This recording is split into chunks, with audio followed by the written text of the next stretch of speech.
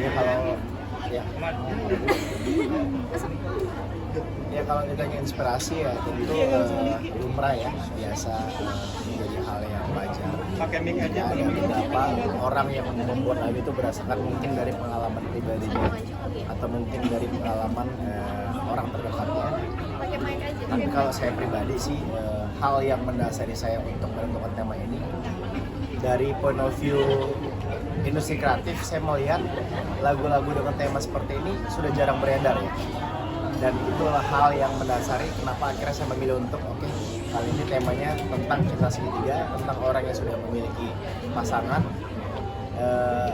namun di tengah perjalanan ya ada kerikil kecil lah, dimana seseorang ini mulai menaruh perhatian, mulai menaruh perasaan dengan orang yang hampir setiap hari bareng sama si penyanyi ini di setiap aktivitasnya. Namun pada akhirnya orang tersebut menentukan dan memutuskan untuk berkomitmen terhadap pasangan yang sudah dia miliki saat ini. Dan bisa dibilang sudah jarang ada yang saya nggak gitu ya. Kalau untuk saat ini ya, jadi ya itulah kenapa alasannya saya akhirnya menentukan untuk lagunya tentang dilema. Dan proses kreatifnya seperti apa, ngobrolin ke Dede juga mungkin bagaimana tema ini gitu kan. Dede pas pertama kali juga dibilang ini gimana gitu. Jadi sama seperti Ani, notasi itu selalu isi saya bikin. Jadi kebetulan isi saya buat notasi, terus kirim ke saya, terus ayo kak kita bikin lagu bareng, tapi bantuin aku bikin lirik ya. Terus pada akhirnya saya coba kulik-kulik dan akhirnya menentukan tema tentang lagu dilema ini, tentang lagu cinta segitiga ini. Hal yang pertama saya tulis itu di bagian ref, di bagian chorus, dan itu langsung saya share ke isi saya. Sayang, kakak udah bikin nih, jadi nih refnya, coba kamu nyanyiin, kamu bacain. Begitu dia bacain, isi saya langsung nembak begini. Pengalaman kakak ya. Ayo lo. Pengalaman kakak ya. Ya. Karena memang kita juga setiap kali bikin lagu, karena memang kita juga masih belajar gitu, jadi kayak kita selalu mendengarkan ke beberapa orang supaya bagaimana pendapat ya. minta pendapat gimana ya. Jadi apa mic tadi? Mana orangnya kecil deh. Jadi waktu pas begitu kakak bikin lagu ini tuh selalu di sharing Brainstorm ya? Iya sama beberapa orang, kayak contohnya sama Kak Adiba, Kak Adi gimana ya ini kayak kakak bilang sih waktu itu, Kak Adi bagaimana menurut Kak Adi, terus terkait notasi, lirik dan lain sebagainya. Jadi selalu nanya. Bahkan ada beberapa pendapat juga kayaknya oke nggak ya Lesti menyanyikan lirik yang agak lumayan berseberangan gitu dengan Lumayan berani ya? Lumayan berani gitu, tapi akhirnya berdiskusi lagi dengan tim dari label, bilang ya nggak apa-apa karena kan ini industri dan ini juga karya dan bukan bermaksud untuk menormalisasikan hal tersebut, tetapi lebih ke menceritakan bahwa perjalanan hidup seseorang tuh ada yang seperti ini loh kisah cintanya gitu. Lebih ke situ sih. Dan itu sebetulnya manusiawi, tapi ya justru poin plusnya adalah si orang ini justru tidak terpengaruh dan akhirnya menutup perasaannya dalam-dalam dan akhirnya memilih pasangan yang memang sudah dia pilih sebelumnya.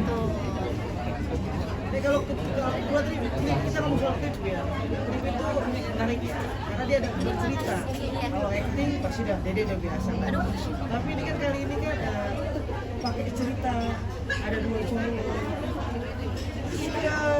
Kecanggungan atau ada kendala terbesar saat bikin video klip ini? Pasti ada, awal-awal tuh pasti ada kecanggungan, tapi memang beruntungnya dan bersyukurnya alhamdulillah aku tuh kalau bikin video klip setelah lagu apa ya waktu itu, Insan Biasa atau apa ya, setelah Insan Biasa iya kok yang Dede model video klipnya teman-teman kakak. Insan Biasa ya? Iya setelah Insan Biasa pertama kali ya dimulai dari Insan Biasa yaitu Karang Bazo. Setelah kesini itu selalu dia minta kak temen kakak dong yang ini jadi gitu, selalu gitu. Ya termasuk untuk di lagu yang ini, aku bilang sama kakak bilang, siapa ya kira-kira ya gitu. Coba dong, ada beberapa nama gitu dicek, terus ya yang alhamdulillah berjodoh sama Irzan dan Kanaval ini gitu. Ya jadi sebetulnya hal yang menarik dari setiap single yang akan keluar dari Lesti itu, yang ditunggu-tunggu orang itu selain isi lagu tentang apa, lagunya kayak apa, yang ditunggu-tunggu dari pencinta apa, dari para fans itu adalah siapa model video klipnya. Tapi Pak jujur, Dede soalnya belum pernah nanya. Menurut Bapak gimana Pak? Bapak suka kadang kesel nggak? Kok Lesti maunya banyak sih video klip, pengen modelnya ini. Ya enggak juga, karena kita dari label justru senang ya kalau artisnya punya visi, punya keinginan, punya mau. Jadi artinya si artis itu tahu apa yang dia mau lakukan. Jadi kita selalu berusaha mensupport sih gitu. Oh, waktu itu Dede mulai kekeh-kekehnya tuh pas awal lagu itu ya Pak, lagu Pelepas Dengan Ikhlas, pas awal ketemu sama Kak Bilar, Pak ayo dong Pak, Dede mau ini model video klipnya lagi hype nih Pak, lagi viral nih Pak, harus pakai ini, Dede bilang gitu. Oh, Dan jadi- alhamdulillah. Jadi ternyata Lesti memanfaatkan keviralan saya. Iya dong, harus begitu, ini industri. Bercanda. Bukan begitu Pak. Dan kalau saya Nah, aku cuma mau nambahin kadang-kadang cipta lagu itu ya, kan kalau dapat inspirasi kan dari banyak orang ya, tidak harus selalu menceritakan pengalaman pribadi. Dia juga kadang-kadang bisa mendapat inspirasi dari apabila teman-temannya bercerita, mengamati kehidupan manusia. Jadi ini mungkin salah satu inspirasinya juga begitu ya, bahwa tidak harus mungkin dari pengalaman pribadi, tapi juga banyak curhat-curhat teman-teman di sekitar kepada para pencipta lagu. Jadi ya ditunggu lirik-lirik kontroversial berikutnya ya. iya. lirik-lirik kontroversi. Terima kasih Pak sudah berusaha untuk membackup saya. Tapi sebetulnya kalau boleh jujur, ini sebetulnya pengalaman pribadi, tapi sudah lewat, sudah lama. Karena ketika menurut saya sih kalau pembuat lagu ketika menciptakan pengalaman pribadinya, itu biasanya lebih mampu terdeliver dengan baik Pak. Biasanya sih begitu. Karena beliau sendiri yang Merasakan merasakan gitu, pasti otomatis lirik-liriknya tuh, oh iya gue pernah ngerasain kayak gini.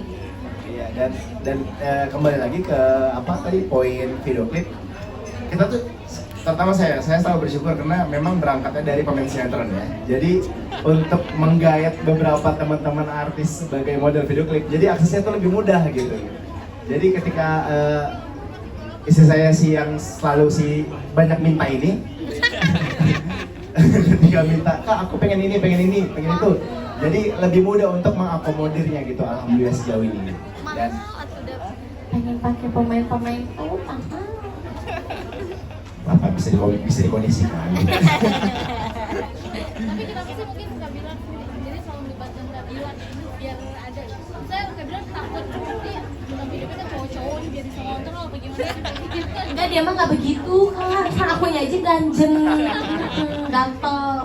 Enggak sih, emang maksudnya kalau aku pribadi sama siapapun kita ya harus di industri ini kolaborasi gitu, dan selama ini menurut aku selagi memang partner hidup kita bisa menjadi partner bekerja kita di industri, kenapa enggak gitu. Dan menurut aku Kakak Bilar juga mampu gitu, walaupun musik dangdut ini menurut kakak mungkin berasa awam gitu, tapi ternyata setelah dicoba dari lagu yang sebelumnya alhamdulillah juga cukup berhasil gitu. Dan dari situ Dede diskusi sama tim label, boleh nggak ada beberapa lagu lagi yang dibikin oleh kakak. Oh nggak apa-apa, justru malah disupport gitu, malah dikasih wadah terus gitu. Jadi menurut aku ya kenapa enggak sih untuk bisa terus berkarya bareng-bareng di industri musik dangdut gitu.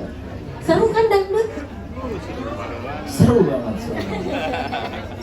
Meskipun saya tuh sempat ada rasa pasti ya, ada rasa skeptis, terus mengunderestimate diri sendiri. Tapi syukur saya punya istri saya yang selalu menjadi support system ya. Ketika saya merasa desperate, ya istri saya yang selalu mengatakan bahwa ayo kakak bisa kok, jangan sampai kalah gitu. Terus ada yang momen lucu itu kan, kalau saya kan biasa bikin lagu pop ya, dan saya tuh punya satu role model itu Mas Yofi ya. Istri saya sampai bilang begini, kakak harusnya bangga Kak. Mas Yofi belum pernah bikin lagu dangdut Kak. Tapi kan nggak pernah. Karena karena kakak tuh suka banget sama Om Yofi. Nanti mudah-mudahan ya kakak bisa Berkolaborasi. kolaborasi ketemu ya. Amin. Tapi mungkin ada beda pas dengan lagu yang jadi gila. Soalnya kan katanya Kak Bila juga cerita itu sempat jadi lama gitu. Jadi mungkin bagaimana? Gak masalah sih. Masa lalu biarlah berlalu. Yang penting jadi karyanya bagus, disukain orang-orang banyak. Udah. Terlepas cerita hidup ini tuh perjalanan hidupnya dia. Karena Dede nggak suka dikorek perjalanan hidup Dede di masa lalu. Cia. Cuma tetap ya, kamu pas mau rilis lagu ini tetap amit-amit dulu ya. Iya. Amit-amit tuh sebelah bin Zalik. Karena kamu nyanyiin loh. Iya, karena Dede yang nyanyiin. Tiba-tiba Dede suka sama siapa? Relate. Dede tuh lagi suka sama pemain bola Pak, Soboslai, Dominik. Aduh, love banget dah. Dan memang kan cerita ini dia paham bahwa perasaan yang dia taruh terhadap orang lain itu, orang terdekat itu tidak, perasaan yang tidak mungkin terjadi sebetulnya. Makanya dia itu akhirnya kubur dalam-dalam. Termasuk istri saya yang selama ini berhalusinasi bisa berpasang sama Soboslai ya. Tapi itu seperti pungguk merindukan bulan tuh. Masa kata si kakak, Sayang, Soboslai menganggap kamu ada di dunia ini aja enggak.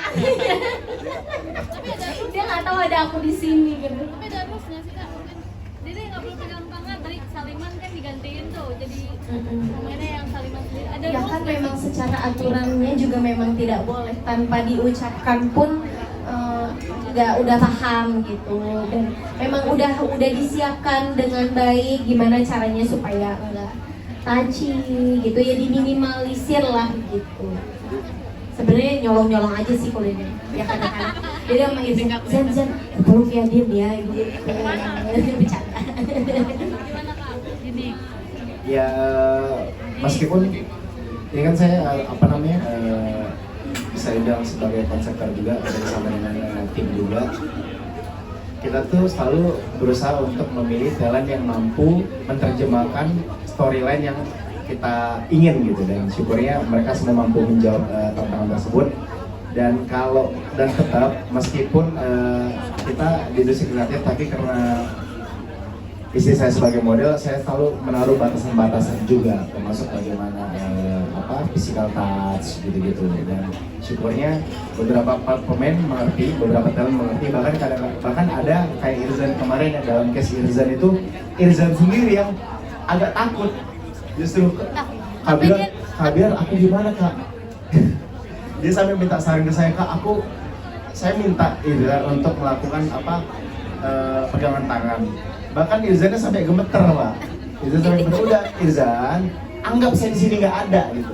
Ini tuh di Sita ini, Les itu istri kamu gitu. Jadi ya bagaimana kamu memperlakukan istri kamu aja Irzan gitu. Udah anggap aja saya lagi di rumah.